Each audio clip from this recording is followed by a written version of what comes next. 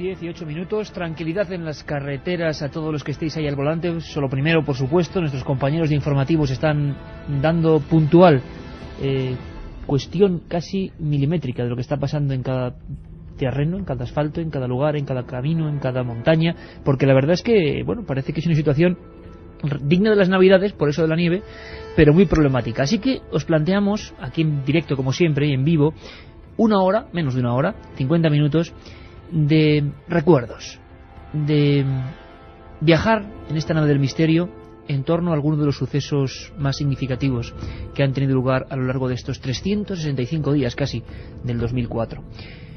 La verdad es que ha sido un tiempo de sorpresas, de emociones, de aventuras, también en ocasiones de tristeza, porque este año ha sido marcado por la garra, sin duda, de la ira, pero hemos intentado, en todo este tiempo, el equipo de Milenio 3, ofreceros siempre la versión de la ilusión, de la búsqueda, de la exploración de las cosas que habitualmente no se cuentan. Y como no tenemos programa ya hasta el 2005, volveremos, creo, Carmen Porter, buenas noches. Buenas noches, Iker. Creo que volveremos, ¿qué día? El día 2. El domingo día 2, a esta misma hora, a las 10 de la noche, tendremos otro programa especial, Iker. Ah, y otro programa especial. A las 10 de la noche. O sea que el 2004 se acaba hoy para nosotros, para el equipo de Milenio 3. Así que hemos querido hacer no un resumen, sino un viaje. Hoy, Jorge Martínez, feliz Navidad, compañero, y Katia Rocha en la producción, como siempre, en la nave del misterio.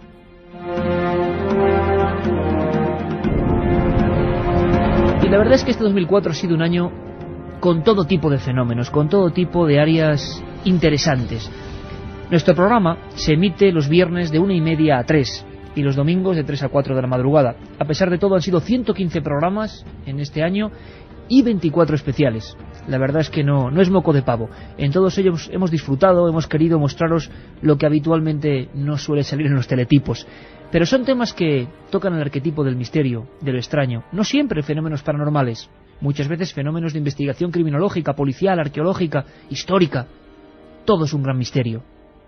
Este año, Carmen, sin duda, creo que el fenómeno de un hombre llamado Leonardo da Vinci y de un libro, El Código da Vinci, podría decirse que ha sido el gran fenómeno cultural que toca el misterio, por no solo la circunstancia de que se haya llegado a número 1 en casi todos los países que tienen una gran tradición lectora, sino porque han salido decenas y decenas de estudios, de libros, de claves, de descodificando el Código da Vinci, del diccionario del Código da Vinci.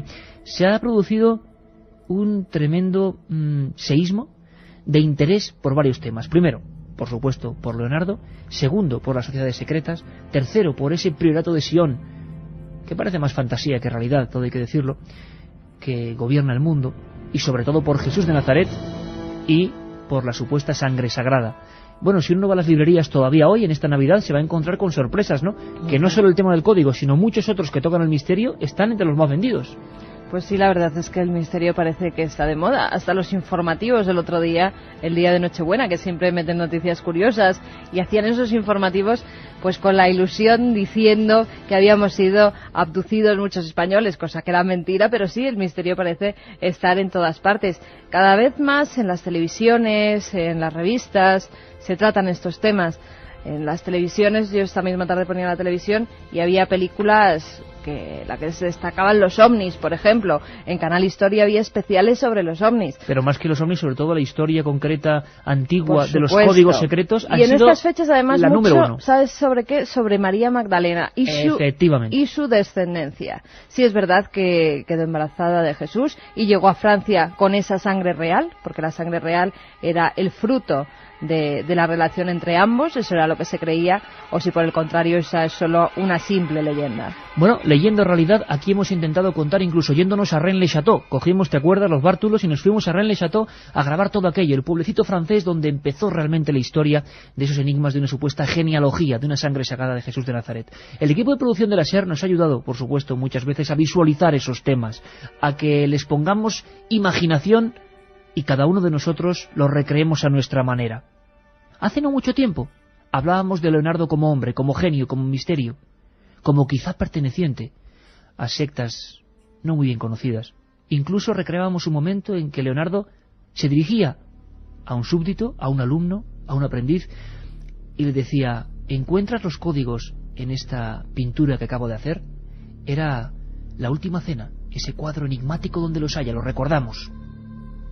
¿Me juráis que habéis escondido un secreto en este muro? Desde luego que hay un secreto. No tenéis más que mirar con atención mi obra y tener en cuenta los números. Contad. ¡Contad! Pero, maestro... Está bien. Veo que enseñarte será difícil. ¿Por qué no tomas la Biblia que hay ahí debajo, junto a la caja de pinceles, y lees el capítulo 13 de Juan a partir del versículo 21? Tal vez así encuentres la iluminación. Dicho esto, se turbó Jesús en su espíritu y lo demostró diciendo: en verdad os digo que uno de vosotros me traicionará. Se miraban los discípulos unos a otros, sin saber de quién hablaba. Uno de ellos, el amado de Jesús, estaba recostado en su seno. Simón Pedro le hizo la señal diciéndole: pregúntale de quién habla. Ya está bien. Mira ahora hacia aquí y dime, ¿aún no entiendes mi secreto? Milenio 3. Periodismo de lo desconocido. En la SER. De momento, don Jorge Martínez ya ha cogido la nave, ha puesto las turbinas de la imaginación y nos ha llevado al tiempo de Leonardo. Vamos a ir dando saltos. Nosotros no tenemos barreras espaciotemporales y lo que hemos querido, madre mía, es que va a ser imposible resumir ni mucho menos esos más de 130 programas, cada uno un mundo, pero sí que podemos resumir todo en un premio que creo que es el que siempre ha sido el paradigmático y que no siempre podemos sortear, de Milenio 3, ¿verdad, Carmen? Pues sí, pero son navidades, hasta el 2005, bueno, a partir de esta noche no nos volvemos a oír. Sí que tenemos el programa de madrugada, como siempre en directo a las 3 de la mañana, pero vamos a sortear, como son navidades, estamos de fiesta, pues 3 CDs con los programas de esta temporada de Milenio 3. La vía de contacto, como siempre, 7640, palabra clave milenio, espacio y lo que vosotros queráis. 7640, palabra clave milenio, espacio y lo que queráis. Y quizá hoy sería bueno, amigos, seguramente en los especiales siempre ocurre otro tipo de audiencia, gente que ahora mismo, oye, Milenio 3 es un programa ideal para cuando estéis en el coche, estéis ahí con el frío que hace, la calefacción bien puesta, a veces toda la familia juntos, la penumbra porque ya es de noche, pues yo creo que podemos hacer una buena compañía en esos parajes que hoy estarán muy fríos pero también muy bonitos, muy evocadores. Y ahora que hay mucha gente en la carretera parada por la nieve, por el frío, pues seguro que muchos nos están sintonizando y vamos a recordar con ellos los mejores momentos. Pero como somos Milenio 3 hay que decir que habrá momentos un poco crudos, ha habido de todo este año. Hemos intentado hacer, bueno, pues un puzzle más o menos significativo. Eso sí, amigos, sí me gustaría que me dijerais cuál es vuestro programa preferido. Vamos a intentar nombrar el programa preferido del 2004, haciendo un cálculo, ¿vale, Carmen? Que Katia Rocha también esté muy atenta con lo que son los mensajes, para intentar saber qué es lo que más ha llegado a los oyentes. ¿Qué programa se os quedó prendado por algo en especial? A mí, voy a empezar con uno personal. Es uno de esos temas que a mí me gusta tratar, en el sentido de que Milenio no es un programa, como siempre decimos, de solo misterios clásicos. Un documental de Joan Dols, un investigador valenciano, un periodista, nos dejaba francamente tocados. Era la historia del último agarrotado en España en el año 74, muerto por garrote vil, parece mentira, hace 30 años exactamente, fallecía un misterioso hombre que decían, o pasó la historia como polaco, Heinz Chess, en realidad era alemán, y su historia era una historia triste, terrible. Meternos en ella fue como sumergirnos en catacumbas de otro tiempo, que están ahí. Investigamos sobre la historia de los últimos ejecutados en España, criminología o investigación judicial pura y dura, y nos quedamos francamente con la carne de gallina, porque vimos las negativas, vimos que hay mucha información que falta, vimos expedientes arrancados, vimos cosas que parecen de película. Juan Cruz Badel fue el sacerdote que asistió a ese último hombre que se puso el corbatín de hierro en la prisión de Tarragona hace 30 años, en 1974. Fue un programa de esos que hace que un escalofrío te atenace la columna.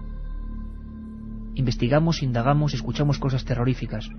Recreamos, pues, más o menos 2 siglos de ese fatídico artefacto que todavía, a estas horas, a las 22:18, está guardado en algunas audiencias provinciales, herrumbroso, oxidado, sin sentido, el garrote vil. Este era Juan Cruz Badel recordando el último momento de esa especie de indigente que mató a un guardia civil y que luego fue ajusticiado. El último ejecutado en España, Heinz Chess, el polaco o el alemán. Y cuando ya le vinieron a decir pues que confirmaban la sentencia y que sería ejecutado, pues naturalmente un estremecimiento corrió en todo su cuerpo y no hizo resistencia cuando le pusieron las esposas y le iban a tapar la cara también, y él prefería más pues morir con la cara destapada, y sobre todo para sentir y para ver la compañía de los que estábamos allá. A mí me dio un abrazo, me dio un beso, y yo le indiqué pues hasta el cielo, porque estaba seguro pues de que Dios nuestro Señor la acogería con los brazos abiertos.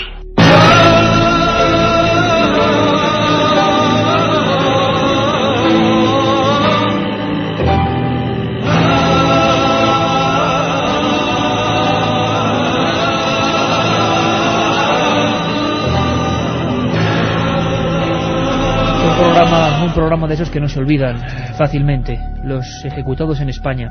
Quizá recibimos, cientos de mensajes, porque la gente no se podía creer, por ejemplo, que en los años 40-50 se había ejecutado a muchas mujeres que eran las envenenadoras.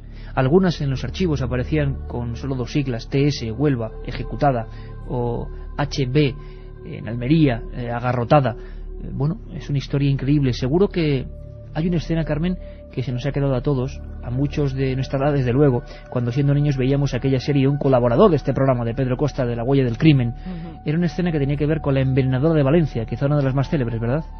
Pues sí, que a todos nos ponía los pelos de punta por cómo mataba, asesinaba a sus víctimas, y además esa serie mítica que además en los últimos tiempos se ha puesto en DVD y en vídeo, incluso con algunas revistas se vendía.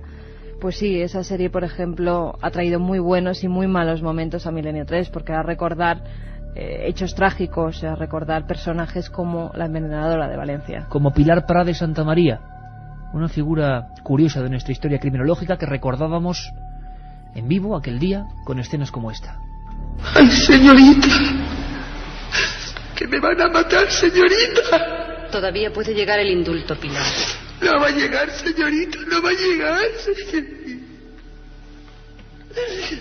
Ay, señorita, que me van a matar. Ay, señorita. Ay, señorita. Hija mía, has confesado y comulgado. Ya estás en condiciones de ser recibida por Dios nuestro Señor, si Él te llama a su lado. Ahora quisiera pedirte que tus ahorros y todo lo que tengas lo dejes a nuestra orden para misas por tu alma. Yo no necesito misas, padre. Yo necesito vivir. Vivir.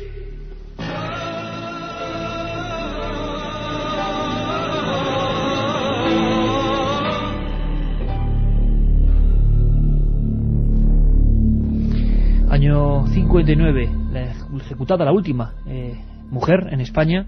Recordábamos su historia, y lo recordábamos, nuestra filosofía, la de Milenio 3, siempre, para quien no la conozca la repito, es que somos un grupo de periodistas nada más, no tenemos ninguna verdad, solamente investigamos, intentamos eso sí llegar al último documento para que vosotros extraigáis siempre vuestra propia conclusión. En este caso el último documento lo recogía Basilio Martín Patiño en una película que fue prohibida, y que sí, madre mía, nos pone el pelo como escarpias. Fue el último verdugo real. Era un programa en el que recordábamos a los verdugos, esas figuras que durante mucho tiempo se ocultaban con una opa, con tela negra, que hubo en Madrid, Antonio López Guerra, y fue el verdugo que mató a esta mujer. Recordamos en aquel programa también uno de los más tétricos y terribles, historias tremendas, como la de Bernardo Sánchez de Sevilla, que al ir a ejecutar a una envenenadora en Huelva se dio cuenta que era su prima y tuvo que ponerse ese traje para no ser identificado. Os pido mucha atención, porque estos son documentos puros y duros de la historia negra, la que no se cuenta pero que está ahí, que es tremenda, que nos estremece, de Antonio López Guerra, recordando ante el micrófono de Basilio Martín Patiño aquella última noche, año 59, no ha pasado tanto tiempo, en la que se ejecutaba a Pilar Prades Santamaría. Pero ya llegó la hora de la verdad. Llegó las 6 de la mañana. Sacaron a la muchacha de capilla, la muchacha bajetita, redondita, Y al llegar la hora, el aparato estaba allí colocado, llegó ella y a ver aquello. Entonces estaba allí el tribunal. Y a los 10 minutos de estar allí, pues nada, que no decían nadie nada de la clemencia. La pobrecita, la muchacha, por la clemencia, llorando, dando gritos. Total, que allí todo Dios lloraba. Estaba llorando allí hasta la rata. Ya me contestó ella, la muchacha, y dice, coño, ¿que usted está deseando usted matarme? Digo, yo no, hija mía, yo como estuviera. Y yo lo único que estoy deseando a ver si es que tú, esta gente dicen que te dejen ya y te marchas para casa. Entonces me contestó ella, ¿tú tienes hija? Digo, tengo una. Y dije, pues, ten piedad de mí también.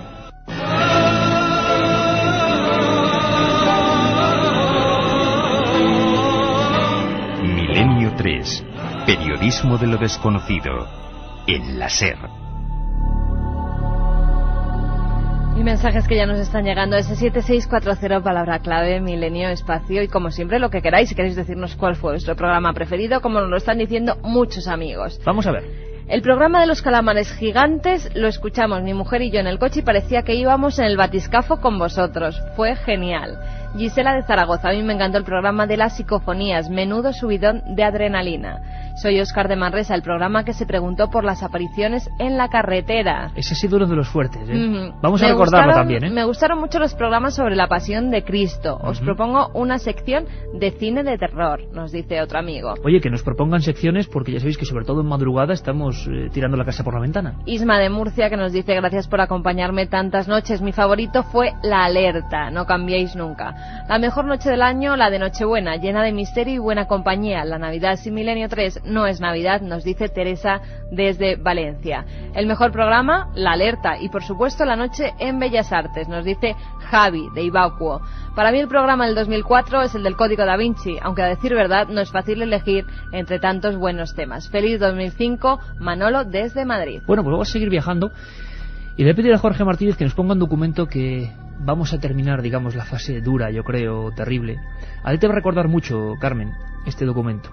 Sin duda es la noche más dura en la que hemos hecho jamás radio, y es la noche en la que, sin duda, en este resumen del 2004 tenemos que acordarnos de esa gente, de esos oyentes que ya no están, pero que siguen desde algún punto del tiempo y el espacio escuchándonos, estamos seguros. Era muy difícil hacer radio 24 horas después del 11M, y aquí estábamos, exactamente como ahora, sin saber qué hacer, qué decir, sin saber cómo ilusionar o cómo transportar una serie de valores que son los valores de este programa. Esto va mucho más allá de contar casos. No sabíamos qué hacer y fuisteis vosotros los que nos contasteis, pero hubo momentos en que realmente os puedo decir que hicimos la radio con lágrimas, como todos los compañeros de la cadena SER, pero a Milenio también le tocó muy directamente. Hubo muchos oyentes jóvenes que desde ese momento pues ya no nos seguían. Fue un momento que sería injustificable no recordar en este resumen del 2004. Ocurría un 12 de marzo. Echemos un poco de ánimo y sintamos eso, que hoy tenemos que estar aquí más que nunca y contando lo que sentimos. ¿Me estabas contando algo, Carmen? Te estaba contando algo y para mí de verdad que está siendo muy duro mantener un poco la calma, porque continuamente estoy viendo cómo llegan mensajes a ese 7640, palabra clave Milenio, y están llegando mensajes que me están dejando la sangre helada. Nos dice un amigo, hemos perdido a un gran amigo del programa, se llamaba Mario e iba en el tren del Pozo. Esté donde esté, seguro que está oyendo el programa. Pues sí, pues es bastante duro, ¿no? Porque era mucha gente joven, porque había mucha gente que evidentemente pues iba a la universidad, volvía de la universidad, y es así, es que es la vida. Yo creo a veces, Carmen, lo que nos ocurre, y intentar echarlo un poco, es que, claro, como tú decías, la sensación que teníamos ayer es que era todo como onírico, ¿no? Como increíble, y luego cuando van pasando las horas uno se da cuenta de que todo ese onírico y ese increíble tiene nombres y apellidos, y era gente como cualquiera de nosotros, ¿no? Y sobre todo que cualquiera de nosotros nos podía haber pasado, y que ¿qué le decimos a esta gente, ¿no? Pues que, ¿sabes lo que le digo? Que yo estoy seguro, este oyente que no está entre nosotros, ¿por qué no? Quizá que claro que ojalá haya otra vida, otra existencia, otra consciencia, ¿no? Y que esté ahí y que, bueno, siga observando, siga escuchando y siga ilusionándose, ¿no? Y vamos a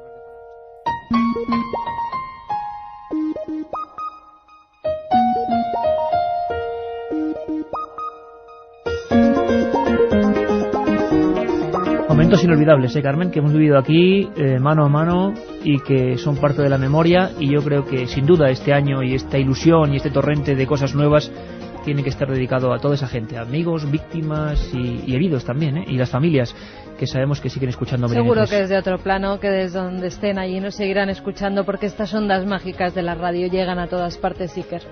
Por supuesto que sí, y tenemos un montón de cosas. Vamos a hacer un pequeñísimo apunte y una parte importante hoy, porque es la información del tráfico de nuestros compañeros ahora mismo cuando sean las 10:30, y luego vamos a seguir hablando del Palacio de Linares, del tema Humo, del exorcista, de qué ha pasado en Belmez, cómo nos enteramos de esa historia, de libros malditos, del conde Struck y de los vampiros españoles. Vamos a hablar de ese programa tan célebre de los encuentros en la carretera. Vamos a hablar de cómo nos ha cogido el público, de los niños y el misterio, de los bandoleros, de lo que nos dé tiempo, porque por fortuna este 2004 ha sido completo, y siempre con una cosa incluso por encima del misterio: la emoción del contar. Seguimos ahora mismo en Milenio 3.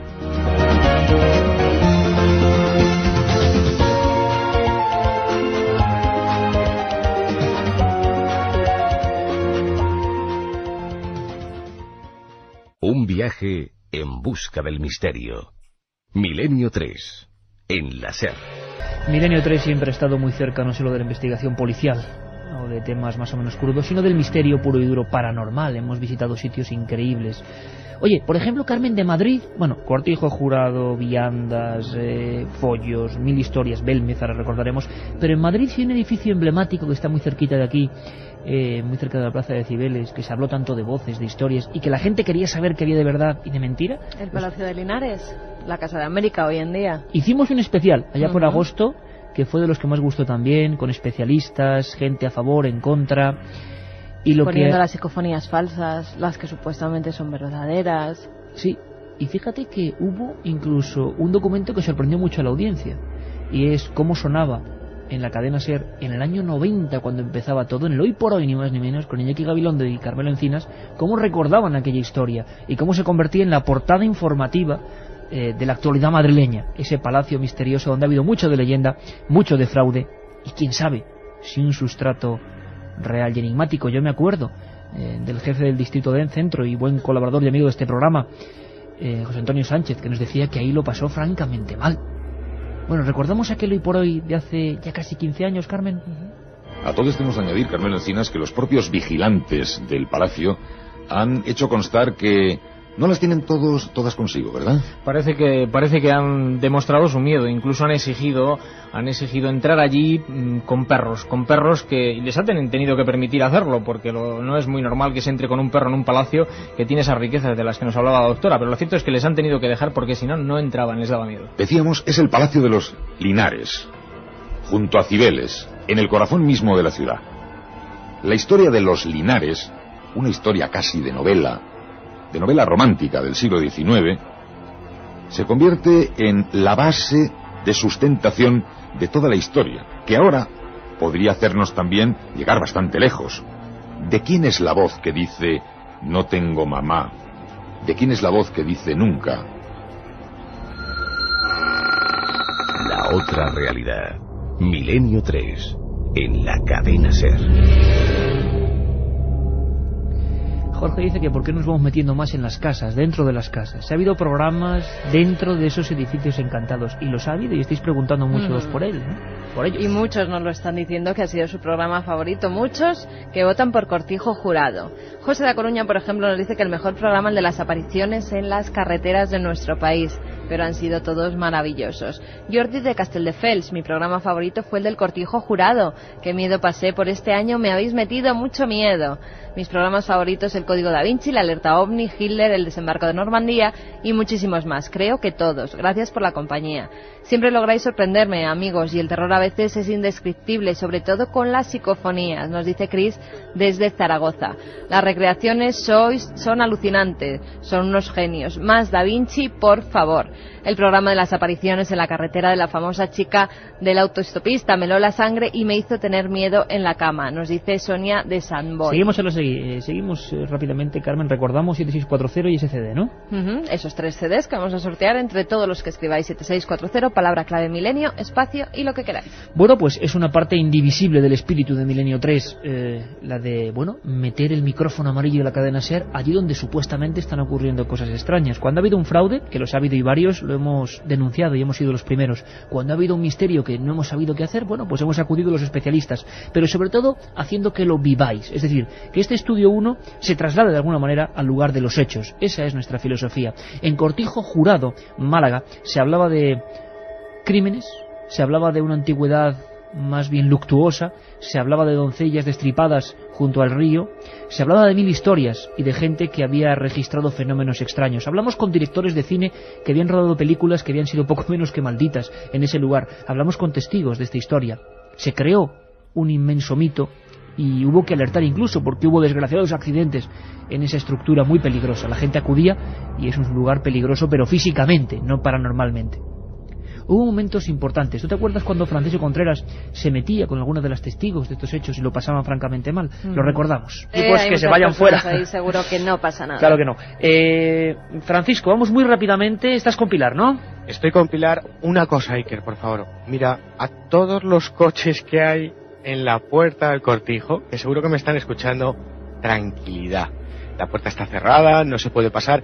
Y yo sé que toda la audiencia que se ha reunido, que son decenas los coches que tenemos en la puerta del Cortijo Jurado, van a mantener la calma para no estropear todas las pruebas que estamos haciendo. Eso por supuesto, sería fundamental, si no, no tendría sentido. A ellos, que son ganadores, que son campeones, que tienen una clase y están hechos de una pasta diferente, que respeten lo que estamos haciendo por ahora, por las videocámaras, por las pruebas psicofónicas. Vamos rápidamente, Francisco, eso está clarísimo, está perfectamente dicho a toda la gente, el mensaje está ahí.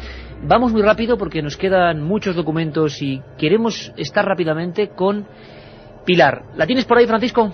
Se llama Pilar Ramírez, tiene 20 años, morena, es blanquecina, ojos brillantes y alegres. Buenas noches. Hola, buenas noches. Ella es una persona especial, Iker, Carmen, Katia, distinta. Y distinta porque cada vez que ha venido aquí siempre ha vivido lo insólito. Digamos que tiene una sensibilidad.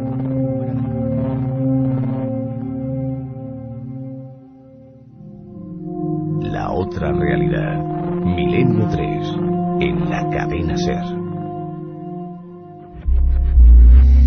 10:38, madre mía, pocas veces he visto ese termómetro tan bajo, Carmen. 0,1 grado. Madre mía. Es que en Madrid estaba nevando. Madre mía, sí, estamos realmente congelados y esperamos trasladar un poquito de calor humano y de comunicación a tanta gente que seguro que lo está intentando llevar lo mejor posible. Pues ya sabéis, la conexión directa siempre con el dial de la cadena SER en cualquier punto de España. Claro, la gente está recordando con nosotros muchas cosas. La verdad es que han sido momentos bonitos, ¿no?, de vivir todos y cada uno de ellos. Pero hay uno que dio muchísimo miedo, hay que decirlo. Hablábamos de una película, ¿verdad? Una película donde pasaron muchas cosas, ¿no es cierto? Una película que todo el mundo que la ve se acuerda de ella. Incluso yo la sigo viendo y me sigue dando miedo, porque es basada en una historia real y es la película de terror por excelencia, Iker. Yo podría hablar de muchas maneras, muchos títulos, dar muchas pistas, pero ¿para qué? Es nuestra película de cabecera, es quizá la que hizo que el miedo se sintiera más cercano, la que provocó desmayos, ataques de corazón, más de una muerte, y sobre todo los fallecimientos misteriosos de un puñado, casi una docena de protagonistas en diversas fases que fuimos recordando. Hay una anécdota que no podemos olvidar en Milenio 3. El 6º programa, hace ya casi 3 años, de esta serie de programas especiales, lo hacíamos precisamente sobre la maldición del film que vamos a hablar ahora, y curiosamente se estaba rodando la 4ª parte. Ese mismo día en que nosotros aquí, ya en el estudio, nos metíamos con nuestros bártulos, nos llegaba Carlos Barroso, la voz de nuestro equipo, con un teletipo de la agencia EFE, y temblando el hombre, con la cara tan pálida como la protagonista de esta historia. Y en ese teletipo venía que el director que estaba rodando esa 4ª parte acababa de caer fulminado en una enfermedad muy dolorosa, muy terrible, y ya no se podía seguir esa continuación fílmica. La maldición de esta película, cuyo sonido es, parte de la historia, de la banda sonora de nuestros terrores favoritos. ¡Vete!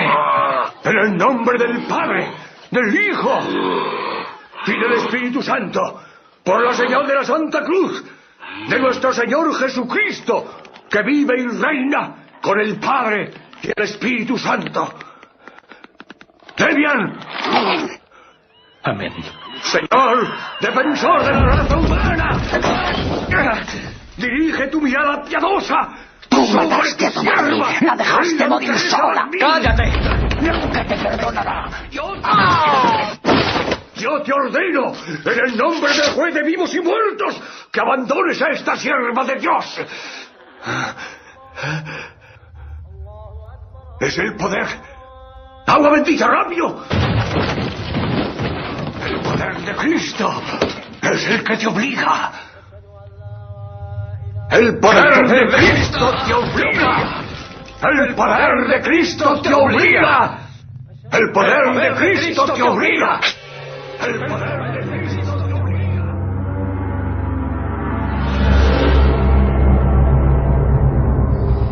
El exorcista. Y esta música, esta sintonía, esta especie de sensaciones son inolvidables.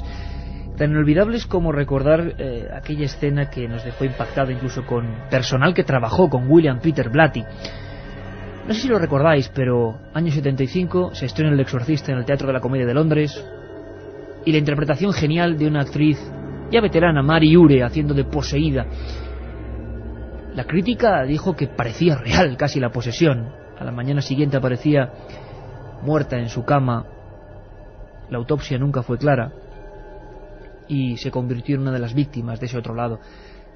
El hijo de Jason Miller, que hacía de atormentado padre Carras, que resultó atropellado, decapitado por una motocicleta que saltó sobre una especie de terraplén donde estaban rodando. Tantas y tantas historias. La muerte de Jack McGowan, que realmente fallecía en esa escena casi paralela a su propia muerte real en la película.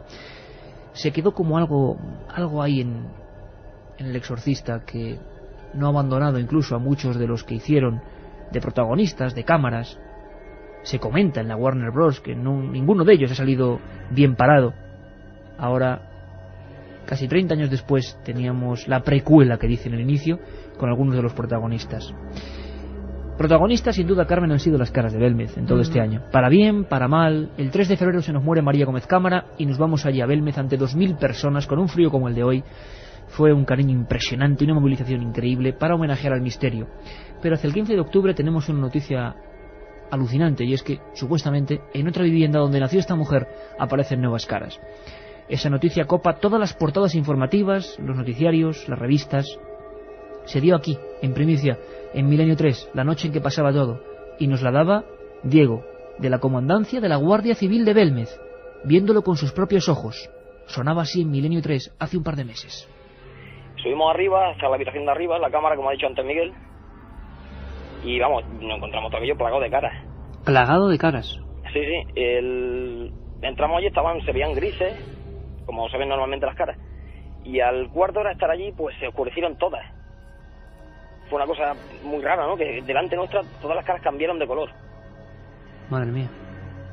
Entonces cuando nos llamó la atención, dos caras que había en dos esquinas. Entrando a la habitación, la esquina, no sé si Pedro Amaro se habrá dado cuenta, en la esquina que hay a la derecha y en la siguiente, se ven dos caras que de perfil, se ven, además son los dos perfiles exactamente iguales, la misma nariz, el mismo bigote, etcétera, etcétera.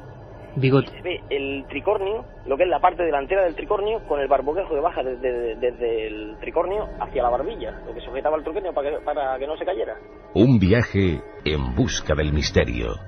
Milenio 3, en la SER. La otra realidad. Milenio 3, en la cadena SER. Hablábamos del exorcista antes, Iker, y la verdad es que ese programa, por lo que estoy viendo, a mucha gente le dio muchísimo miedo. Eduardo, Deli e Isabel, una familia de Palencia que dice que nunca se pierden el programa, aunque nos quita el sueño, sobre todo el día del exorcista. ¡Qué miedo! La noche del exorcista tuve que pasarme a dormir a la cama de mi madre y tengo 41 años, nos dice Chris desde Zaragoza. Está bien. Presumo de que pocas cosas del programa me asustan, pero la recreación de la aparición de un espectro en un tren en Galicia me acongojó. Sí, el cadáver de Boisaca, que decía muerte. Eso, la culpa a Merallo, Mariano Revilla, Primitivo Rojas y todo el equipo de producción.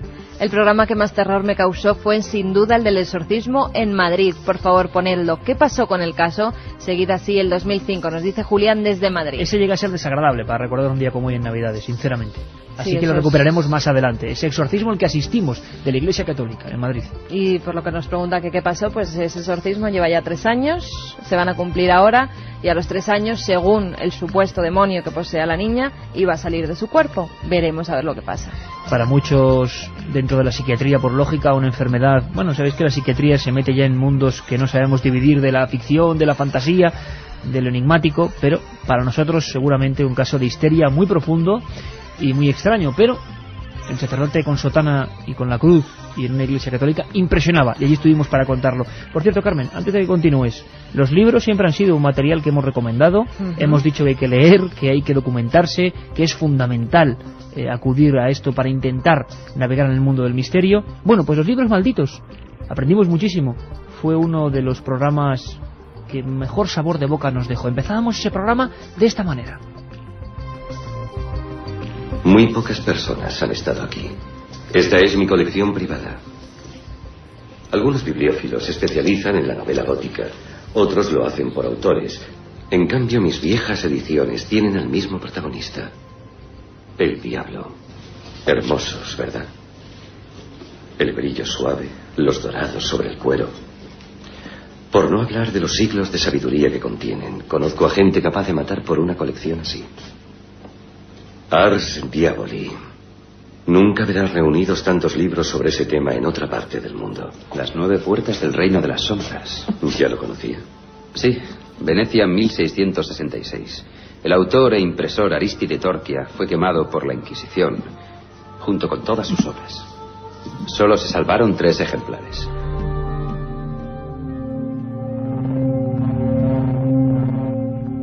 Aprendimos lo que eran los libros de alquimia, el martillo de las brujas, los libros prohibidos, muchos de ellos, por ejemplo, en el Escorial, los que los monjes volvían del revés. Impresores quemados, como contaba la ficción de las 9 puertas, pero que también fue real. Por ejemplo, libros de sacrilegios, libros incluso escritos por más de un rey. Fue apasionante meternos en las páginas ocultas de la historia, pero sí hubo un programa que estamos viendo que cautivó, fue la experiencia ocurrida por el mes de mayo, cuando nosotros preparábamos un espacio sobre las leyendas urbanas, y una de ellas, la más célebre, la de la chica de la curva. Creíamos, y en gran parte seguimos creyendo, que es un mito que se ha ido propagando de una persona a otra, y que viene de muy antiguo, desde por lo menos el siglo XVII. Sin embargo, la bofetada que personalmente a mí me dio el misterio fue increíble. En esa misma pantalla que tengo ahora delante, en la que Carmen está vigilando cada mensaje que llega, empezaron a llegar testimonios, no de un amigo, sino en persona. Personas como vosotros, como nosotros, como cualquiera, de todas las profesiones. Recibimos en aquellas 2 semanas más de 1500 testimonios, con nombres, apellidos y un teléfono. El primero impactante, el primero que teníamos la base de que fue denunciado ante la Guardia Civil, es para realmente pensárselo muy mucho. ¿Dónde acaba el mito y dónde empieza la realidad? ¿Qué pasa en algunas carreteras? Porque ese mito se cuenta y hay gente que dice yo lo vi. Gente que no está ni enferma, ni delira. Simplemente ocurrió. Conocimos 1500 testimonios, se dice pronto, a esta hora, a esta no, a la hora de la madrugada de Milenio 3 habitual. Lorenzo Abad fue uno de los que tuvo que ir hasta la Guardia Civil, junto con su mujer en Deva, en Guipúzcoa, muy cerquita de las curvas de Iciar, para denunciar algo increíble que tenéis que volver a escuchar. Una noche bajábamos mi mujer y yo, íbamos hacia Deva, cuando pasando por las curvas que hay en la carretera, pues una chica nos hizo autostop. Entonces paramos para recogerle y al cabo de un par de curvas o así, pues nos advirtió que tuviéramos cuidado con la carretera, que se encontraba en malas condiciones, puesto que ella había tenido un accidente en aquel sitio. Entonces miramos hacia atrás para verle a ella el tráfico y demás, y nos dimos cuenta entonces que ya no estaba allí. Nos quedamos muy sorprendidos, puesto que ni habíamos parado el coche, ni la puerta se había abierto, ella no había podido bajar. Entonces no sabíamos qué había ocurrido, si había sido una alucinación, pero el caso es que lo habíamos visto los dos. Inolvidables testimonios. Luego vinieron el de Javi Martín, por ejemplo, que recordábamos en Nochebuena, tremendo, del camping de los Alfaques, el de Antonio, el de José, el de Ana Laura, tantas y tantas historias personales vividas, eso no se olvida. Los niños también han sido protagonistas en muchos aspectos, ¿no? Algún mensaje que nos mandan a través de teléfono móvil nos lo recordaba, que el que más miedo le dio fue el que hablamos de niños y miedo. Niños y misterio, niños y miedo. ¿Ah? ¿Sabes cómo empezaba ese programa? Mira cómo empezaba. Los niños, desde la más tierna infancia, han sido protagonistas de hechos de difícil explicación. Niños que hablan lenguas desconocidas. Niños que ven cosas que nadie percibe. Niños fantasmales que se aparecen en viejos caserones. Niños que demuestran capacidades extrasensoriales asombrosas. Esta noche nos acercamos más a su mundo, a un universo onírico y extraño que no podemos comprender los adultos. Un espacio que se va olvidando conforme avanzan los años y donde casi todo es posible. ¿Nos acompaña?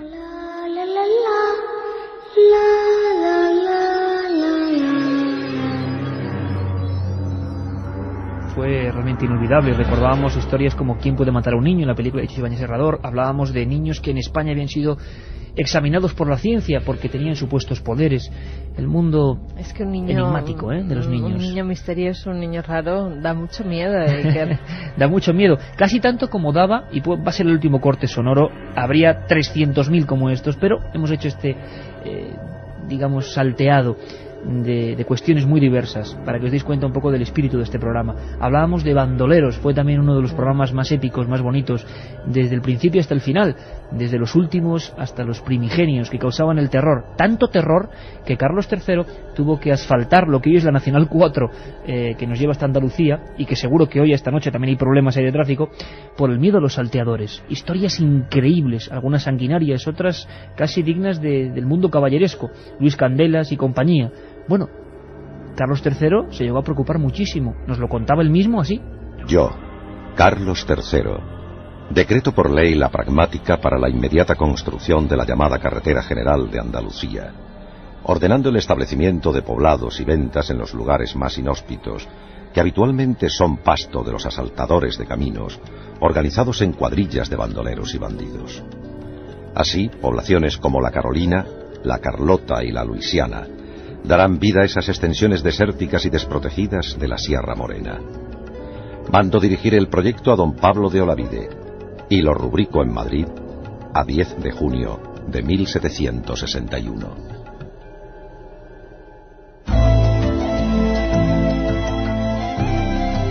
Katia Rocha, buenas noches. Menudo buenas añito, noches. Sí, menudo 2004. año. Parece mentira ponerte a recordar, decir, pero ha pasado tanto tiempo y tantos programas. Tantos testimonios, ¿verdad? Tantas sensaciones también, ¿no? Porque tú lo has pasado mal más de una noche, ¿eh? Sí, más de una noche lo he pasado mal ahí con Juanma Frasquet. Sobre todo ese cántico de las niñas a mí me pone muy nervioso. No lo veis, pero Katia, cuando metemos psicofonías o alguna cosa del exorcista o del demonio que le da mucho miedo, se tapa los oídos claro. Y ni siquiera quiere escuchar esos gritos o esos lamentos. Que pone su cara maliciosa mirándome como diciendo, ahora vas a sufrir, pero yo me tapo los oídos. Claro. Bueno, la verdad es que yo me recreo, sí, a veces sí. Vamos primero con los ganadores, Katia, o vale.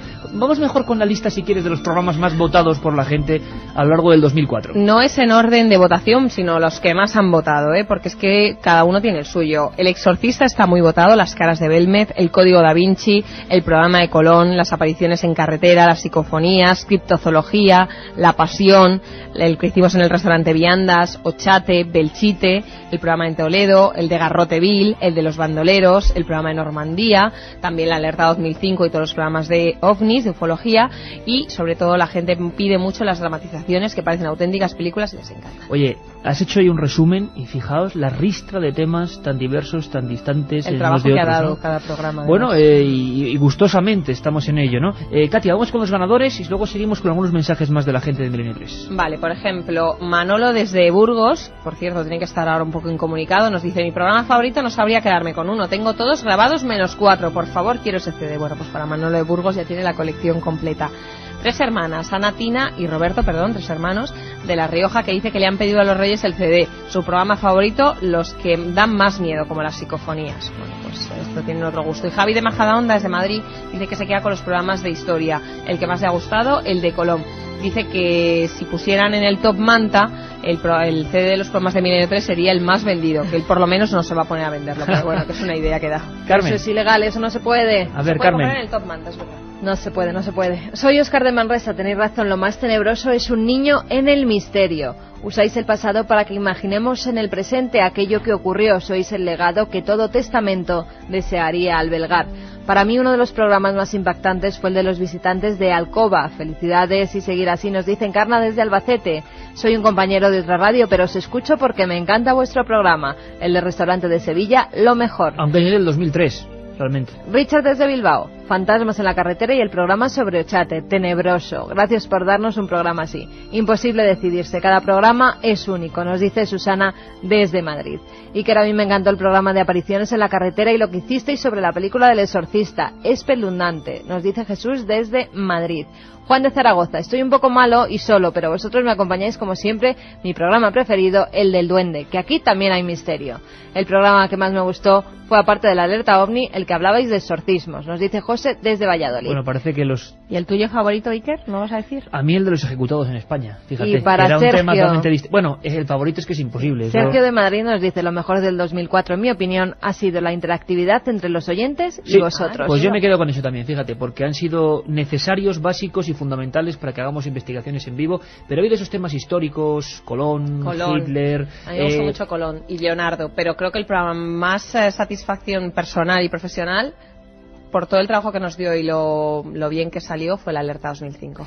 2004, es verdad, 2005, estás pensando en la 2005. 8.500 personas viendo un programa en vivo, cosa que pocas veces se ha visto. Abrazos, precaución en la carretera, seguís por supuesto en la sintonía de la cadena SER. Tu libro Enigmas de la Iglesia, de edad. Misterios de la Iglesia. Hoy cómo estoy yo, Carmen, hoy. Y es que lo de Ponferrada me ha dejado tocado. Misterios de la Iglesia, claro que sí. Editorial Edad, con un espacio sobre los exorcismos reales o lo que motivó la historia del exorcista. Voy a daros tiempo, amigos, voy a daros tiempo. Porque si estáis en una carretera, mejor, más vale que lleguéis pronto a casa. Si estáis en la cama, bueno, lo de apagar el receptor nunca, desde luego. Pero va a haber cosas bastante duras, cosas pero que la gente que sea muy sensible, bajarlo un poquito, sí. Por eso mismo sorteamos ese libro hoy, ¿no? 3 ejemplares, Carmen. 3 ejemplares entre todos aquellos que nos manden mensajes al 7640, palabra clave milenio, espacio y lo que vosotros queráis. 7640, palabra clave milenio, espacio y lo que queráis. 3 libros de Misterios de la Iglesia, editado por EDAF. Vamos rápidamente, antes de meternos en el meollo terrorífico esta noche. Ya sabéis, a veces historia, a veces arqueología, a veces criminología, a veces asombro, a veces miedo.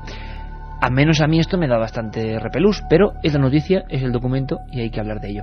Carmen, vamos muy rápido, si te parece, con las opiniones que recogimos y que estamos recogiendo estos días con los SMS destacados. Lidia desde Barcelona, por ejemplo, nos preguntaba, ¿habéis leído Jacobus de Matilde Asensi?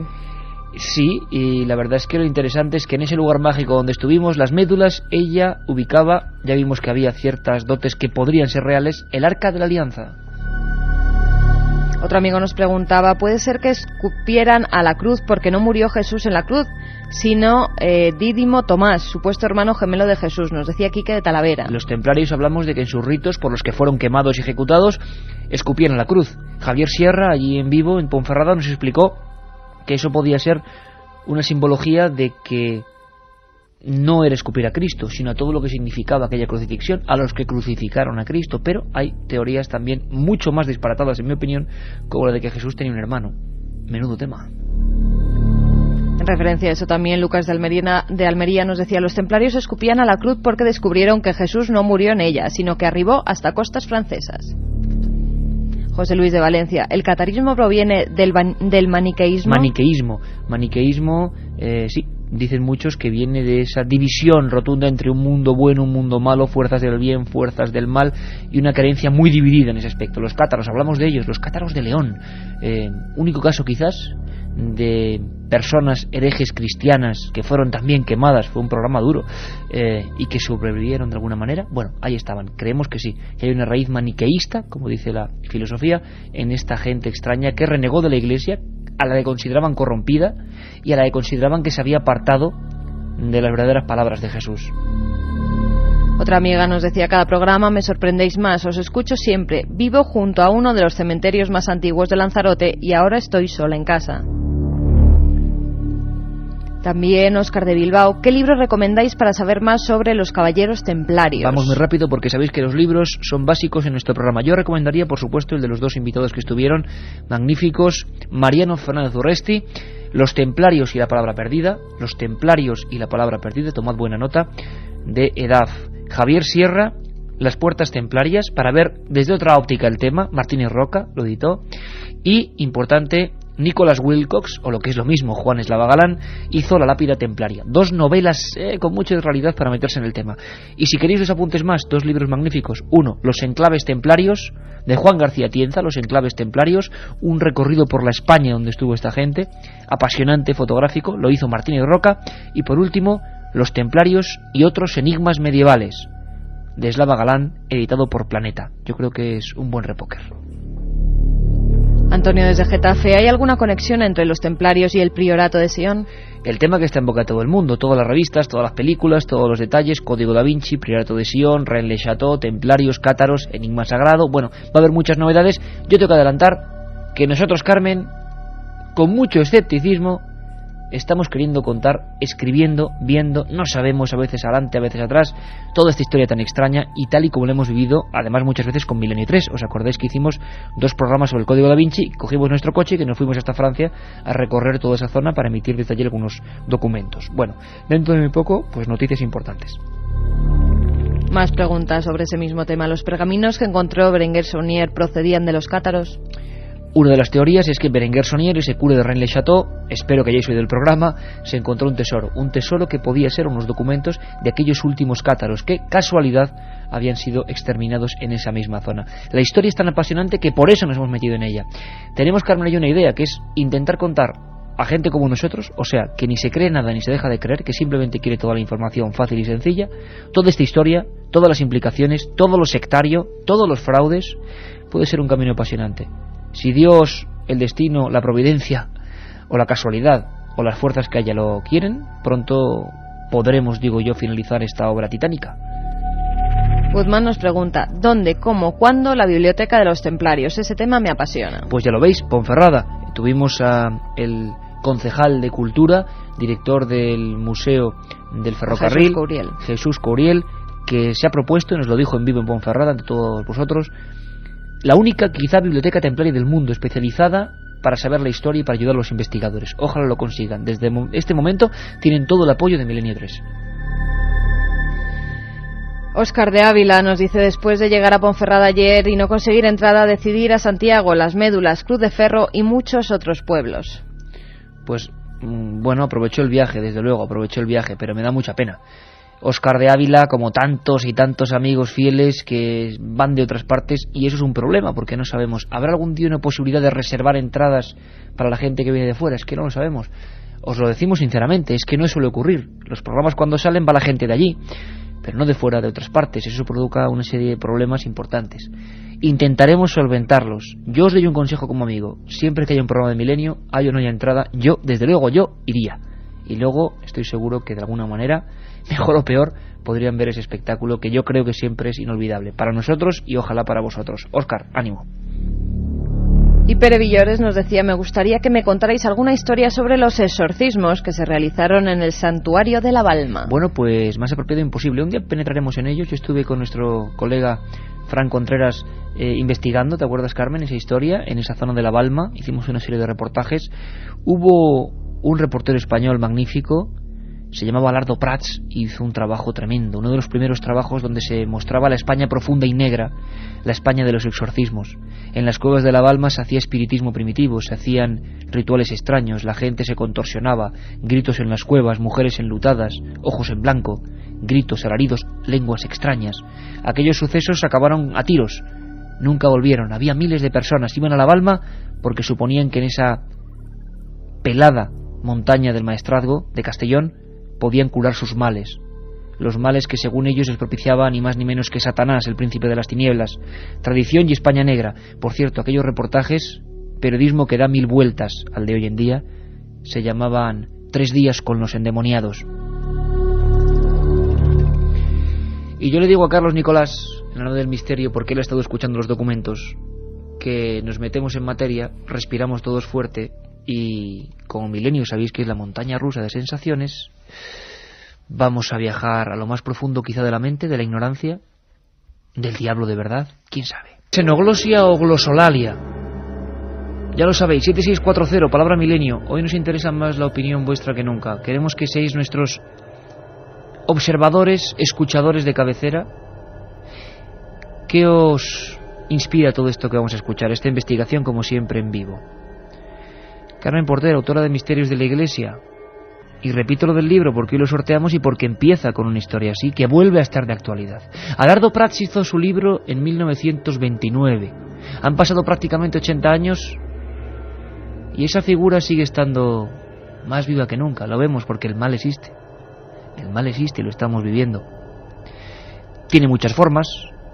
En algunos lugares lo representaban, ¿os acordáis del Pancho en Garganta la Olla, en Extremadura?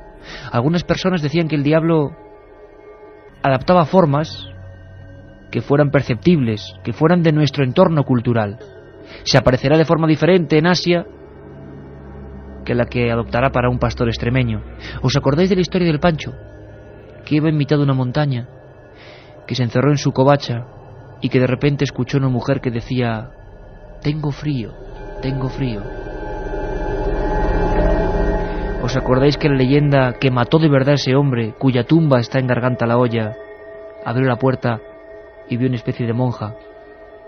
Encendió la lumbre, aquella monja no miró el crucifijo y comprobó que tenía patas como los chivos. ¿Xenoglosia o glosolalia, Carmen, qué es? Pues es el hablar lenguas desconocidas para aquella persona, pues además, si quieres te doy el significado concreto, porque viene del griego glosa, que quiere decir lenguaje oscuro, y de lalein, hablar lenguas ocultas, lenguas extrañas para la persona.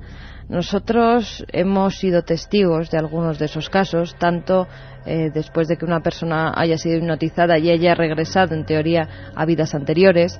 Esa persona estaba en Albacete, tan solo conocía su idioma, el castellano, y de repente, nadie sabe cómo ni por qué, comenzó a hablar una extraña lengua que uno de los profesores que se encontraba allí identificó como inglés, pero del siglo XII o XIII. Aquella mujer, en ese misterio que significa la hipnosis, empezó a describir una campiña, una casa, una especie de crimen, unos caballos. El especialista hablaba de un sajón antiguo, un idioma que no podía explicar de ninguna manera la cultura, la enseñanza que podía tener esa persona concreta en Albacete. Lo cierto y verdad es que aquellas frases salieron, me sorprendieron mucho. Cómo una persona puede hablar en lenguas extrañas. La parapsicología habla de este fenómeno y habla en estados alterados de conciencia. Es muy probable que este tema merezca un programa monográfico, pero hemos querido adelantarnos quizás porque ha surgido la noticia, Carmen, o nos ha llegado una información que queremos interesante y que además podemos contrastar de alguna forma. Si no hubiéramos vivido lo que vivimos en su día, podríamos dudar, ¿no? Sí, la verdad es que sí. Un compañero de prensa nos ha facilitado una grabación que hemos podido comparar con una nuestra que hicimos en una sesión de exorcismo. Una sesión de exorcismo llevada a cabo por un sacerdote de la Iglesia Católica a pocos kilómetros de Madrid. Sí, es importante, Iker, porque no se trataba de ningún loco, ni ningún brujo, ni nada por el estilo. Era un sacerdote de la Iglesia Católica que en una capilla que está debajo de su iglesia, con todo apagado, tan solo iluminado a la escena por unas velas, estuvo durante 3 horas y media realizando un exorcismo a una chica de 19 años. Tú estabas allí, yo estaba allí. Había otro compañero psiquiatra, el doctor Gaona, buen amigo de este programa. Estuvimos 2 veces. Grabamos en julio, ahora hace casi un año, emitimos algunos trozos. Pero las sesiones han continuado y parece que los procesos han derivado hacia escenas más fuertes todavía. Carmen, ¿cuáles serían los procesos por los que la Iglesia española, sacerdotes católicos, no hablamos de curanderos, de gente extraña, hablamos de todo un proceso? ¿Cuáles son los síntomas que hacen que se tenga que intervenir, los más básicos, digamos?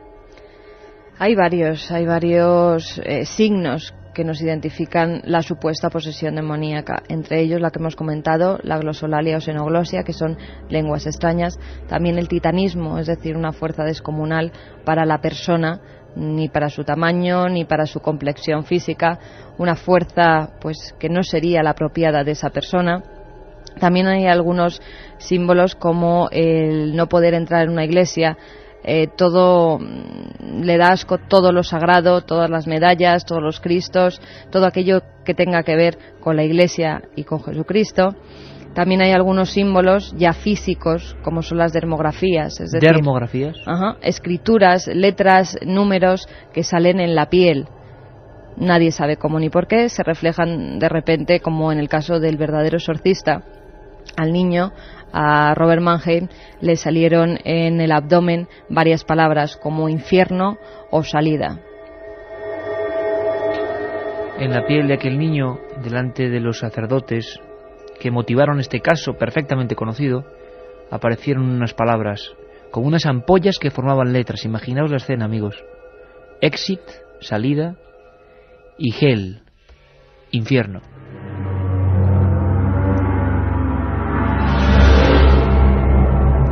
Para que nos ambientemos un poco, Carmen, aunque más ambientado es imposible, porque estábamos allí, repetimos, estos procesos de exorcismo por parte de la Iglesia han continuado.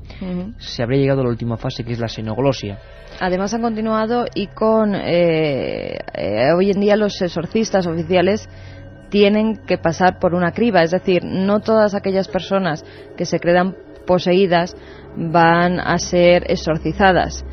Un psiquiatra, un psicólogo tiene que evaluar la mente de esa persona, porque muchas veces puede tratarse de enfermedades mentales. Para descartar eso, siempre el sacerdote tiene que estar con un doctor. Y le voy a contar una cosa ahora mismo, que no es broma. Estoy mirando aquí al estudio 1, todo en penumbra, a don Carlos Nicolás, que menos mal que tiene luz. Me ha pasado una cosa muy curiosa. ¿Tú te acuerdas, y no es broma, amigos, es que no estoy yo, no bromeo, ¿tú te acuerdas de lo que le ocurrió a Paloma Gómez Borrero? Ella estaba preparando una entrevista con Corrado Balducci, uno de los exorcistas del Vaticano y de Roma, y estaba muy obsesionada. Entonces se metió a investigar el tema del diablo, empezó a ver viejos libros que impresionan, libros que abres y aparecen con figuras extrañas, con viejos grabados, y un cuervo negro entró dentro de su despacho. Un cuervo negro que empezó a pegarse contra las paredes y a dejarlas llenas de sangre. Un cuervo negro que rompió algunas de las páginas con sus garras y que se alejó. Es muy curioso porque yo, minutos antes, cuando los compañeros del informativo estaban dando las noticias, yo me he marchado solo al servicio, hay que decirlo así, a lavarme rápidamente las manos para entrar de nuevo en antena, tal y como ha sido. Y Carlos Nicolás, que viene hacia los pasillos. Bueno, he recorrido todo el pasillo, erais testigos, compañeros, Antonio Bravo, que también está por ahí. Y nada, me he metido en el baño. Es una casualidad, pero ya sabíamos, estábamos preparando este tema. Este tema siempre da casualidades. Yo no sé por qué, pero siempre da casualidades. Me he metido en el baño y por la ventana se ha metido una especie de insecto absolutamente extraño, un insecto normal y corriente, revoloteando de una forma atronadora justo cuando he entrado. Y es la única vez que he entrado en el servicio de la serie, estaba todo a oscuras. Entonces la sensación que he tenido ahí dentro, con ese revoloteo total, me he acordado inmediatamente, Carmen, de la historia de Paloma Gómez Borrero, y he dicho, igual es mejor no tratar este tema hoy. Pero ahí va. Nosotros vimos a esa chica encorvándose, sacando la barriga hacia afuera, doblando como una U su columna, con la boca completamente abierta y los ojos en blanco. Vais a escuchar a un sacerdote de la Iglesia Católica hablando con ella, y vais a escuchar lo que puede ser xenoglosia o glosolalia. Es duro, Yo afirmo que es duro, pero tenemos el compromiso siempre de informar a los oyentes.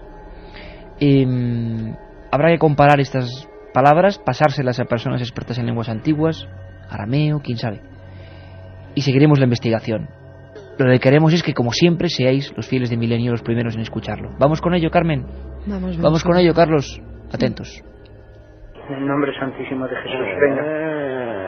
Reza la salve. Reza la salve.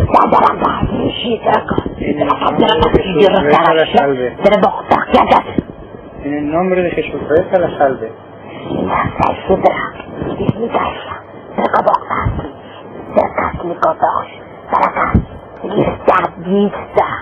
Deslejadragas. Reza el salve en nombre de Jesús. Deslejadraga. Deslejadragas. En nombre santísimo de Jesús. Reza el salve. Reza el salve. En el nombre de Jesús. Hazlo. Hazlo en el nombre. Para que sirva de testimonio. Para que haya gente. Venga. Falcido. No lo puedes evitar. Falcido. No lo puedes evitar. Venga.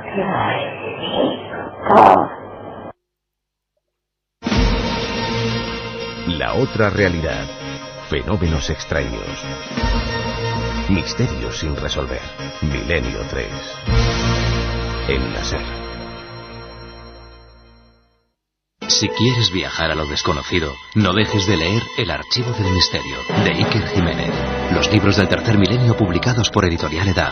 Ya a la venta El Enigma Nazi de José Lesta, El Código B de David Zurdo, Top Secret de Santiago Camacho, Magos y Reyes de Marrey Bueno y El Camino de Santiago de Mariano Fernández Urresti. Si te gusta el misterio, esta es tu colección. Parsifal desde Alcañiz, Teruel, nos dice: me ha parecido entender malnacido. Hay algunas palabras que sí que se entienden en español, como... Escalofrío que me ha dado. Sí, malnacido, incluso yo creo que dice en un momento dado zorro o algo así. Zorro, malnacido. Palabras siempre malsonantes contra el cura, ¿no? Que Otro será... amigo nos dice: soy Eduardo de Alicante, yo tengo una prima que sufrió un exorcismo, estaba poseída por una bruja de la Edad Media. Uf.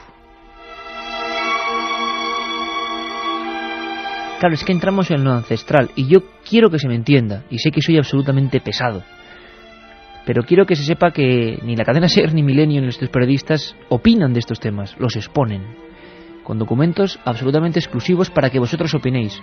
Milenio no se queda fuera, entra en el misterio, lo investiga, como hacía Lardo Prats con los endemoniados, y lo expone, como hacían aquellas revistas antiguas, y luego cada uno piensa. Nosotros, yo no sé con qué quedarme. Probablemente pienso en que el cerebro es un mapa muy extraño, un mapa con áreas oscuras, áreas ignoradas, que ese mal o ese bien lo llevamos dentro, que podemos potenciarlo, minimizarlo. Me costaría creer mucho que ese demonio, si es que es algo y existe, y va con esas capas negras, con esas patas de cabra, como dicen en un pueblecito de Cuenca, persigue a los viandantes hasta que estos cierran la puerta y le oyen rascar. Bueno, esas leyendas en el fondo hablan del mal. Cuando escuchamos algo sentimos que ese mal está ahí. Pero puede ser la ignorancia, puede ser la incultura. ¿Se está haciendo bien con este exorcismo? ¿No estaría mejor esta chica con un psiquiatra? ¿O acaso el psiquiatra no puede comprenderla porque uno en lo más profundo cree que está endemoniado? El problema es terrible. Xenoglosia y glosolalia, otros hablan de esto. En Milenio lo escucháis. Alex desde Granada nos dice: totalmente increíble, tengo los pelos de punta, nunca mejor dicho, la realidad supera la ficción. Y por eso, Pura Realidad, Documentos 7640, sorteamos esos 3 libros que hablan de la verdadera historia del exorcista. Hay que decir que tu libro, Misterios de la Iglesia, Carmen, mucha gente no puede leer el primer capítulo. ¿Me lo han dicho? Sí, ¿Me lo han dicho? Porque está en la historia de Robin Mannheim. Yo no sé por qué me viene una imagen. Y además también, Iker, comento algunos otros exorcismos que se llevaron a cabo en España, algunos totalmente increíbles, como el de Zaragoza, donde una niña literalmente salió volando por encima de unos bancos en la iglesia. Antes de la Guerra Civil, en Zaragoza, el exorcista era el padre Francisco de Paula Solá. Casos que están ahí, casos que nos hacen dudar, casos que en pleno siglo XXI, en el 2004, en la era de las comunicaciones, nos indican que hay algo más. Me ha dejado muy impresionado ese mensaje. Mi hermana tuvo un exorcismo, estaba poseída por una bruja del medievo. ¿Quién sabe que se mueven estas cosas? Sabemos que muchos exorcismos, como en el Albaicín, como en el caso de Almansa, acabaron con muerte. Se ha matado más en nombre del Dios Salvador para quitar a alguien el demonio del cuerpo que al revés. Hay que tener mucho cuidado con todo esto. Yo creo que el demonio tendrá muchas cosas que hacer antes que meterse en cuerpos de personas. Creerse endemoniado es como creerse maldecido. Solo existe, creo yo, en quien lo cree. Pero hay gente que lo cree y el fenómeno social está ahí. Y los micros de la SER tienen que estar ahí. Hay una segunda parte, ¿no, Carmen? Hay una segunda parte donde se escuchan también unos gritos terribles, porque son casi animalescos, que es otra de las características que tienen los endemoniados. Ajá, y me gustaría que profundizaras en eso, o sea, que se transforma la voz. Cuando es una mujer puede ser el hombre. Es más, y en animal. Lo que hemos oído Hay algunos que son gruñidos, literalmente. A mí lo que más me asusta, sí. Parecen gruñidos y luego pasa... Dice Carlos Nicolás que también, que está y luego pálido. pasa directamente a los gritos, unos gritos incontrolados y terribles, histéricos en determinados casos. Lo escuchamos, era el sacerdote con la Biblia en las manos, aunque aparte de la Biblia se suele utilizar el Rituale Romanum, ¿no? Lo más lógico es que se utilice el Rituale Romanum, que es el texto que desde siempre ha utilizado la Iglesia para ir en contra de los demonios, porque hay pues varias frases que hacen que justamente vaya en contra de lo que es el mal. Hace que salga el demonio, sal demonio, que es como en la película del exorcista, aquello que recitan los sacerdotes, ese es el Rituale Romano. Incluso... y es el que deben utilizar todos los sacerdotes que estén facultados por el obispo, porque tienen que tener el permiso del obispo de cada comunidad, de cada diócesis, y con ese texto es con el que la Iglesia, incluso el Papa, ha realizado exorcismo. 2 parece, ¿no? Juan Pablo II. 3. Madre mía, Carmen, yo no sé cómo te metes en estos temas porque es, de verdad, espeluznante, es espeluznante. Tienes incluso en la biblioteca algunos rituales romanum quemados, sí. Y en algunos se especifican los supuestos diálogos que tendría que haber entre un exorcista y lo que debería responder alguien que puede ser una persona de muy bajo nivel cultural si fuese de ver el demonio. Y es que a veces ocurría, sin saber latín se respondía en perfecto latín. Yo quiero contaros una historia muy brevemente, una de esas historias que a mí también me ha marcado. El 20 de noviembre de 1999, no, del año 2000, era 20 de noviembre del año 2000, yo me dirigí a Barcelona para entrevistar al último exorcista español oficial, que solo trabajaba como exorcista y que se llamaba Pedro Suñer. Recuerdo que se reponía la película El Exorcista con el metraje completo, y recuerdo que me quedé helado cuando antes de ir a esa entrevista me enteré por la prensa que en el cine Urgell, nunca lo voy a olvidar, un anciano había aparecido muerto en la butaca al ver los títulos de crédito al acabar de ver la película.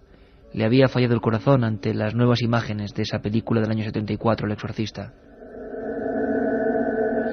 Me impresionó mucho porque estaba intentando entrevistar con una gestión de mucho tiempo a ese último exorcista. No voy a reproducir aquí la entrevista. En su día metimos algunos cortes el verano pasado. Creo que de las pocas veces que un exorcista oficial de la Iglesia, del Obispado, ha hablado para un programa. Y lo que más me impresionó es la pregunta que le hice, la respuesta a esa pregunta, que era cuál era el caso que a él más le había impresionado. Me habló de los años 70 y de una barriada muy popular de Barcelona, un nivel sociocultural muy bajo, y una niña de 9 años, si no recuerdo mal, que decían que estaba poseída por el demonio. La familia no entendía nada. Ella sudaba, se revolvía con movimientos bruscos entre las sábanas. Se le habían caído algunos dientes, era una cosa muy curiosa, tenía los dientes como troceados, se reía constantemente.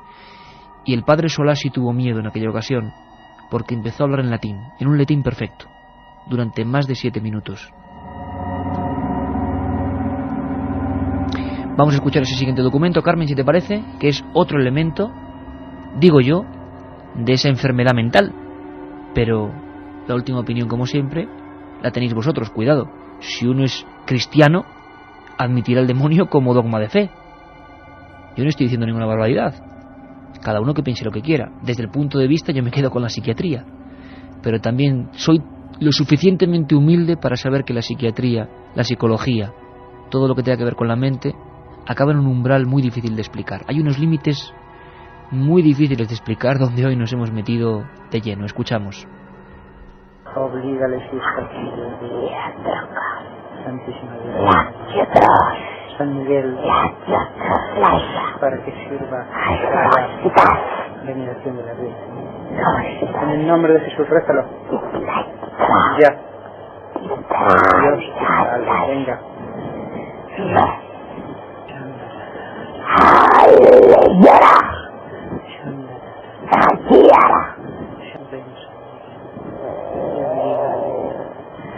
Por la veneración de la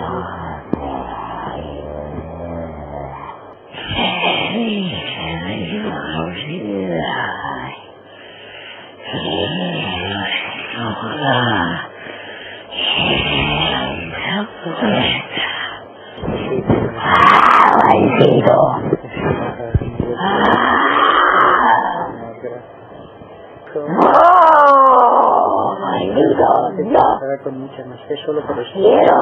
Lo van a escuchar. Tú lo sabes. No quiero.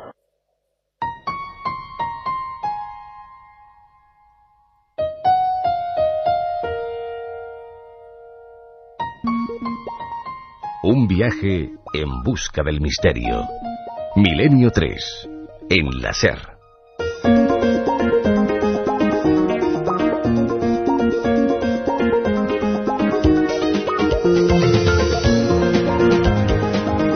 Pues ya veréis que la semana que viene, creo que la semana que viene, viene la dramatización, no os olvidéis nunca, de un caso, El hombre del saco.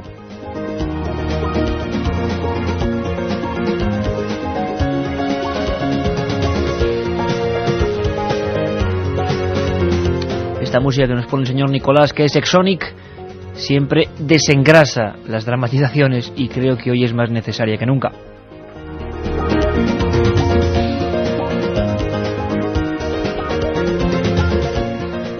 Bueno, pues muchísimos mensajes en ese 7640 y la verdad es que según las circunstancias en las que nos encontremos, porque aquí, bueno, estamos a oscuras, pero sabemos que tenemos a Carlos Nicolás, a más gente en la radio y por lo menos eso te tranquiliza. Claro, hay gente que está sola escuchando esto. Pero hay gente que nos dice, no os podéis imaginar lo que acongoja, voy a decirlo más políticamente correcto, conducir por la autopista solo, a oscuras, escuchar esto y de reojo mirar el dial de la radio y ver el 666. O voy a ser más malo, y perdona al amigo conductor, o mirarle el asiento de atrás simplemente.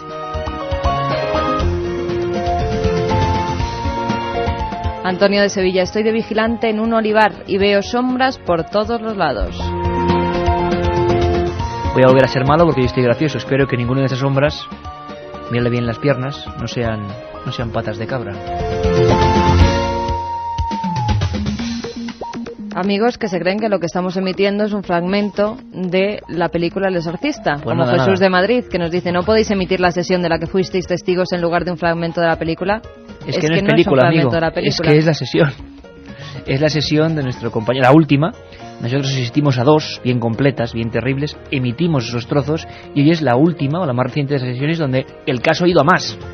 Lo que estás escuchando, querido amigo Jesús, es un sacerdote de la Iglesia Católica haciendo un exorcismo en España, en Madrid, aquí al lado, con una testigo de unos 20 años, absolutamente real.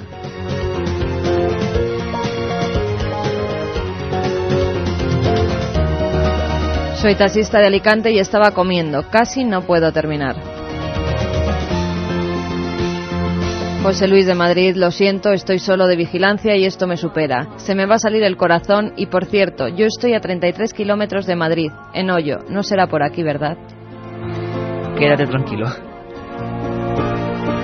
Mucha gente que nos pregunta que da la sensación que la chica de la grabación habla al revés. Nos lo decía Gema de Logroño o Ismael. Pero es que a mí también me dio esa sensación y lo hemos probado, tanto Carlos Nicolás como yo, en los estudios hemos probado a oír la cinta al revés. Y no es que hable al revés, es otro idioma desconocido.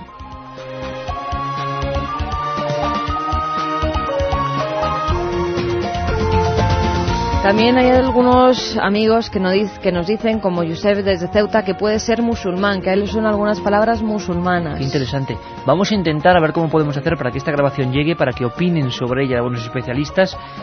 Y puede que sea un delirio, o puede que se aproxime, o que haya algunas palabras sueltas que solía ocurrir.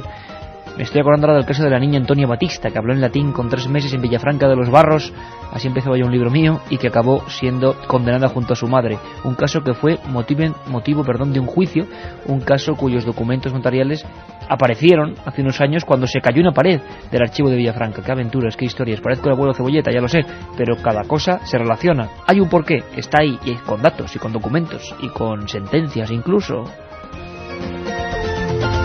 Mariló desde Sevilla nos dice, trabajo sola en un edificio y eso es lo más escalofriante que he escuchado. No pienso moverme ni para ir al baño.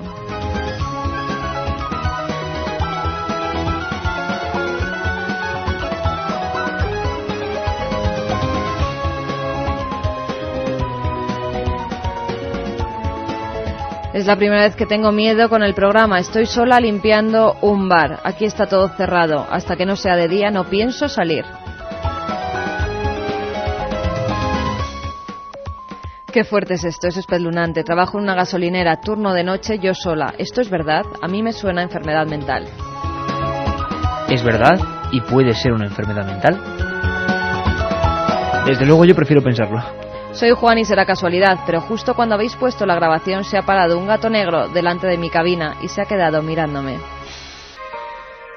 Así son las cosas, y así, como decía aquel periodista, se las hemos contado o intentado contar aproximándonos a este fenómeno. Habría mucho más y vamos a guardarnos algunos mensajes. Sobre todo me interesa más que el miedo, que está ahí, que lo sabemos, que impresiona, que es la genética, es increíble. Como algunas dramatizaciones que sabes que tocan un tema que va a llegar muy hondo. Lo repito siempre, la misión de Milenio no es dar miedo, y me entristecería que la gente pensase eso. Igual de cada 5 programas uno da miedo, ese llega, claro, o partes de los programas. Es un carrusel de emociones, siempre lo hemos dicho. Como aquí hay carrusel de fútbol, con los compañeros Paco y Pepe, también, por supuesto, hay carrusel de emociones, de misterios. ¿Te parece que nos calmemos un poco y conectemos con el sótano de Milenio?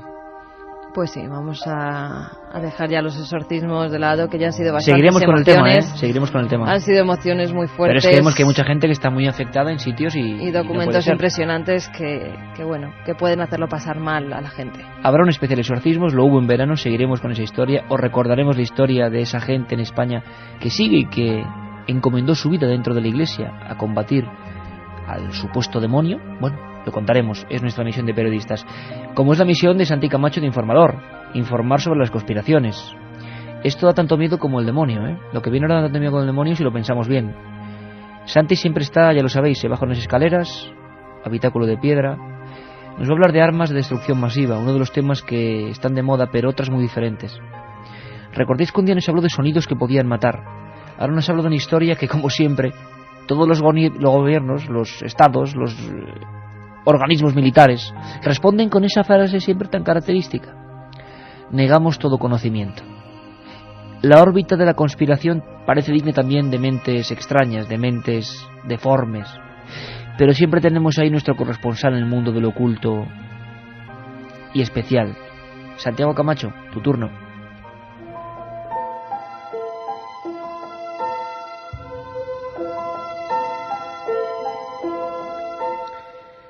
La definición tradicional que circunscribía las armas de destrucción masiva a las químicas, biológicas y nucleares es algo superado. En la actualidad existen tecnologías en diversas fases de desarrollo que pronto revolucionarán los conflictos bélicos tal y como los conocemos en la actualidad, introduciendo en el diccionario del terror vocablos como la bomba de rayos gamma.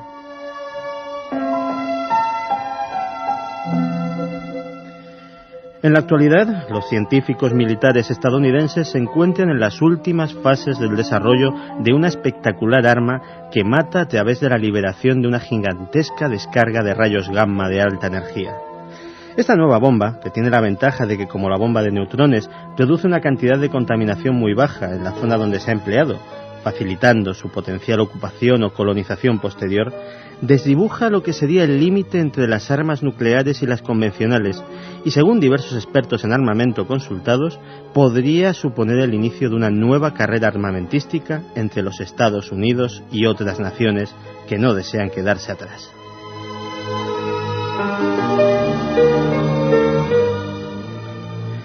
El pasado mes de mayo, el Congreso estadounidense dio su aprobación a un ambicioso plan de investigación, $6.300 millones, sobre armas nucleares tácticas, en especial las bombas antibúnker, diseñadas para destruir refugios subterráneos profundamente enterrados bajo cientos de metros de hormigón.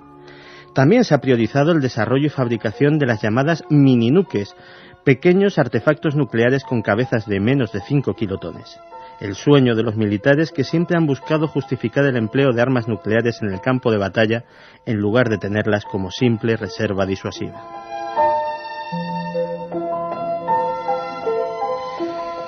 Por desgracia, y dentro de sus posibilidades, China, Rusia y otras potencias con capacidad nuclear no parece que vayan a quedarse atrás en estos desarrollos, y ya se rumorea la existencia de proyectos similares en diversas partes del mundo.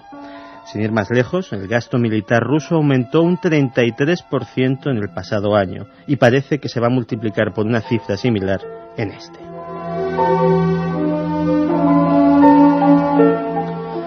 La bomba de rayos gamma es tan solo un ejemplo de la gran cantidad de nuevas tecnologías desarrolladas en los laboratorios militares y que se mantienen en secreto a pesar de que algunas de ellas tendrían aplicaciones en la vida civil que contribuirían decisivamente a salvar vidas e incrementar en gran medida el bienestar de la población. Son proyectos de los cuales los gobiernos niegan todo conocimiento, pero de los que seguiremos informando en las próximas semanas. Como siempre, aquí, en Milenio 3.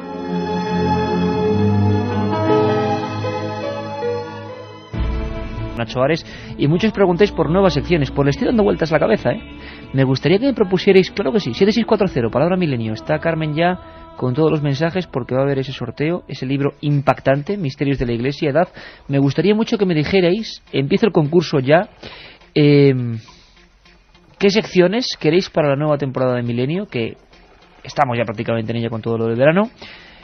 Ideas, así como está Santi Camacho, así como está Nacho Ares, me gustaría que me contarais nuevas secciones, qué interés tenéis, qué temas, qué cosas, qué invitados. También os digo una buena noticia, parece, no digo nada más, que dentro de no mucho tiempo vamos a montar un buen tinglado, una buena alerta de vigilancia de los cielos, otros como el viejo amigo Antonio José les la llamaría alerta ovni, todos muy preparados, os queremos a todos de corresponsales. Una conexión con todas las partes del mundo. Todos los amigos de Milenio mirando al cielo. Una noche inolvidable. Bueno, vamos rápido con la biblioteca. Una noche como hoy tiene que haber libros. Más apropiado imposible. Miedo y literatura. Lo editó Edad Ensayo. Autor Luis Martínez Domingo. Luis Martínez es doctor en filología. Había hecho varios estudios, pero es el primero, parece, en España, sobre conexión de miedo y literatura. Es muy interesante porque además podemos aprender muchísimo. Nos habla de la Inglaterra victoriana, de autores absolutamente conocidos que empezaron a hablar de espíritus. Nos hablan de cuando se puso en el siglo XVII y XVIII de moda la magia negra y había libros de ese tipo. Libros que desvelaban conjuros, historias, casos, crímenes. Nos hablan de la ciencia ficción en España que tuvo el miedo como protagonista. Nos hablan, cómo no, de los fenómenos paranormales, los fenómenos sobre todo relativos a las apariciones, al espiritismo y cómo han influido en escritores importantes. Creo que es realmente importante también hacerse con este libro, leerlo y comprender que a veces donde leemos ficción hay mucha más realidad de lo que imaginamos. Miedo y literatura, Luis Martínez Domingo.